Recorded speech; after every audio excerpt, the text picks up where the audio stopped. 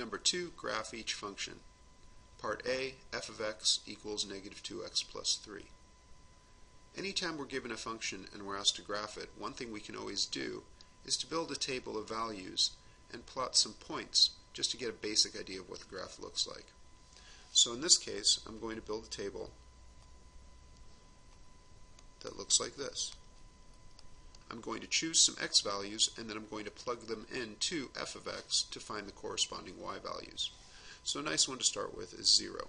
f of 0 is equal to negative 2 times 0 plus 3, which gives us 3. And then maybe I'll try 2. f of 2 is equal to negative 2 times 2 plus 3. That's a negative 4 plus 3, which should give us a negative 1. And if I plug in a negative value, say negative 1, I have f of negative 1 is equal to negative 2 times negative 1 plus 3, and that should give me a 5. So I've got these ordered pairs, negative 1, 5, 0, 3, and 2, negative 1. And you may be thinking, well, what's so special about these numbers he chose? Nothing. Nothing is special about them whatsoever. I just picked any value that's in the domain of the original function, plugged it in, and figured out what y value goes with it. So feel free to try other x values. They should all turn out to be on the same graph. So plotting these points, negative 1, 5, 0, 3, and 2, negative 1. We get these 3 points, and they all seem to line up in a straight line. So this is the graph of our function f of x. Now, one thing we could have noticed to save us a little bit of time is that, if you remember, in a previous video we talked about how f of x is the same as y. And so if I substitute that in, I get y equals negative 2x plus 3, and this is slope-intercept form of a line. So we have y equals mx plus b. This is my m, this is my b. M is equal to negative 2 over 1. B is equal to 3. So the way we graph lines using m and b, we start with the y-intercept, which is right here. That's the b equals 3. And then we count out our slope. We go down 1, 2, and to the right 1, and we get another point on the line. So if you recognize the function, in this case as a linear function, you don't have to go through the table. You can just go ahead and graph it using y equals mx plus b. Pause the video and try part B. Part C, g of x equals negative 2. Again, we can make a table. And here what they're saying is no matter what x value I pick, I'm going to get a y value of negative 2. So pick, let's say, negative 3. Negative 1, 0, 3. In each case, g of negative 3, g of negative 1, g of 0, and g of 3, they're always going to give us the same value, this negative 2 over here. We call this a constant function because the result is constantly negative 2. So if I plot these points, negative 3, negative 2, negative 1, negative 2, 0, negative 2, 3, negative 2, we clearly get a horizontal line. Again, had we chosen to rewrite this as y equals negative 2, you might recognize that as being a horizontal line through negative 2 on the y-axis. Pause the video, do part D. Part E, h of x equals the absolute value of x plus 3. Here again we're going to build a table, mainly because it's an absolute value function. This is a function we may not have encountered before, so if we're unfamiliar with what the graph looks like, we need to plot points in order to determine its shape. Now it might not be clear which x values to plug in first. I often like to start with 0. 0 is an easy number to work with, and I can pick values on either side of 0 in order to determine the behavior of the graph on both sides of the y-axis. So we're going to get h of 0, which is the absolute value of 0 plus 3, which gives us just plain 3. If I plug in 1, h of 1 is going to look kind of similar. Becomes the absolute value of 4. Plugging in 2,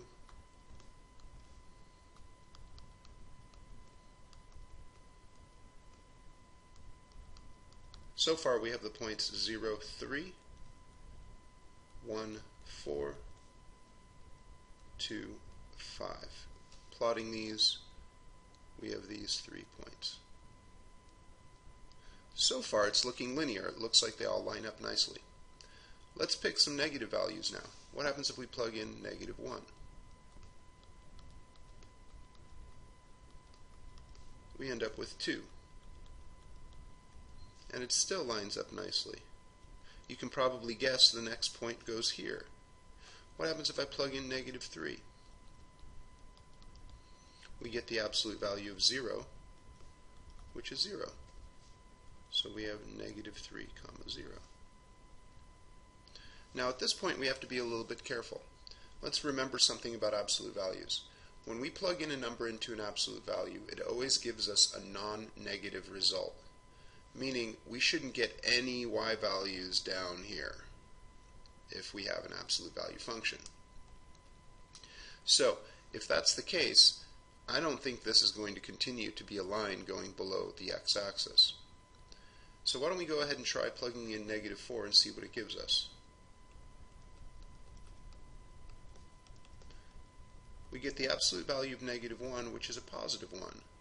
So this point is negative 4, 1, which is right there. What happens if we put in negative 5? We get the absolute value of negative 2, which is a positive 2. And so that point is negative 5, 2, and now we're here. And you could probably guess plugging in negative 6 would put us here. So it appears as though our graph looks like this. Now, this V shape is characteristic of all the absolute value functions that we'll encounter in this class. The trick is finding this point here, called the vertex. With each absolute value function, we need to figure out where it turns. As you do more of these, it'll get easier to find that point, but for now, go ahead and build a table as we did here. We have these arrows here and here because these lines go on forever in these two directions. Pause the video, do part F. Part G, q of x equals x squared minus 3. Here we have a quadratic. The reason it's a quadratic is the highest exponent on the variable is 2. Now, every quadratic function will always graph to give you the same basic shape. So let's check that out and see what it is. We're going to build a table again. And again, I'm going to start with 0. So we have q of 0 equals 0 squared minus 3, which is 0 minus 3, or negative 3. Plugging in 1. 1 squared minus 3 will give us negative 2. Plugging in 2.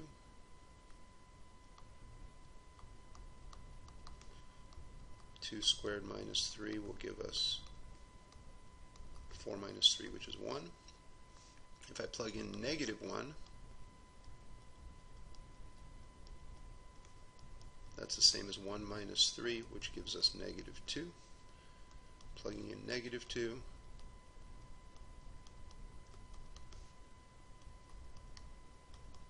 gives us 1. So the ordered pairs that we have are negative 2, 1, negative 1, negative 2, 0, negative 3, 1, negative 2, 2, 1. Plotting those points, negative 2, 1, negative 1, negative 2, 0, negative 3, 1, negative 2, 2, 1. If you feel like you need more points to see what's going on, maybe try negative 3 and 3. And one thing to notice with this quadratic is when we plug in a number and its negative counterpart, the results are the same because we're squaring the number and it becomes positive. Negative 3 squared is 9 and 3 squared is 9. So in this case, both cases, we get 6.